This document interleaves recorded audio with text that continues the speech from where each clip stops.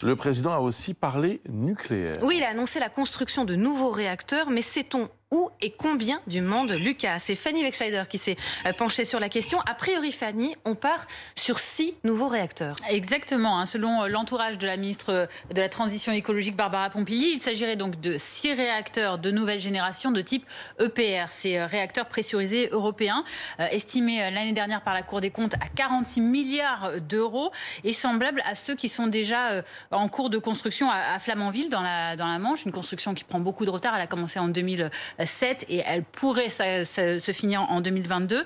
Elle a accumulé retard et surcoût. Mais hier, donc, le président a bien argumenté sur ces réacteurs qui permettraient, selon lui, de continuer d'économiser l'énergie et d'investir dans la production d'énergie décarbonée sur notre sol, et aussi de garantir la neutralité carbone de la France d'ici à 2050, de permettre aussi aux Français de payer moins cher leur énergie, quand on sait qu'aujourd'hui c'est un débat. Alors voilà pour le quoi. Pour le quand, en revanche, le président était beaucoup plus évasif. Il n'a pas donné plus d'informations pour l'instant sur les délais et sur les lieux d'implantation de ces centrales nucléaires. Le nucléaire, il en parle pas mal en ce moment. Il y avait déjà eu des annonces il y a quelques semaines. Oui, très récemment. C'était il y a un mois à peine, le 12 octobre, à l'occasion de la présentation du plan d'investissement France 2030.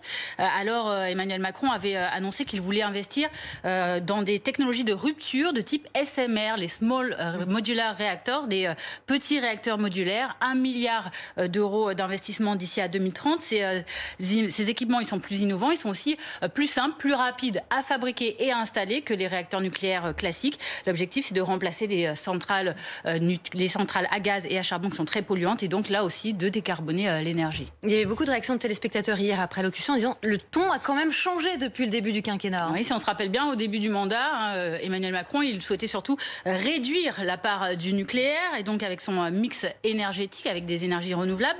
Le 27 novembre 2018, par exemple, 1 an et demi après son accession au pouvoir, il avait présenté son projet de PPR à 2028, de programmation pluriannuelle de l'énergie, et il prévoyait à l'époque la fermeture carrément de 14 réacteurs nucléaires de 900 watts d'ici à 2035. Initialement, c'était prévu à 2025, il avait reporté de 10 ans, mais tout de même, fermeture de réacteurs qui étaient donc programmés à partir du prochain mandat, après 2025, sauf celles qui sont déjà engagées actuellement à Fessenheim, qui devaient s'arrêter en 2020. L'objectif là de ces fermetures prévues alors, c'était de réduire la production d'électricité qui est faite à partir de nucléaire. Actuellement, elle est à 70%.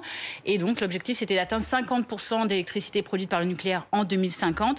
Et aussi compenser, donc on le disait, par des énergies renouvelables. Mais déjà, à l'époque, en 2018, on va le voir, Emmanuel Macron mettait déjà la puce à l'oreille, disait « Je n'ai pas été élu sur un programme de sortie du nucléaire, mais sur une réduction du nucléaire dans le mix énergétique. » Mais hier, on a compris que c'était même plutôt une augmentation, finalement.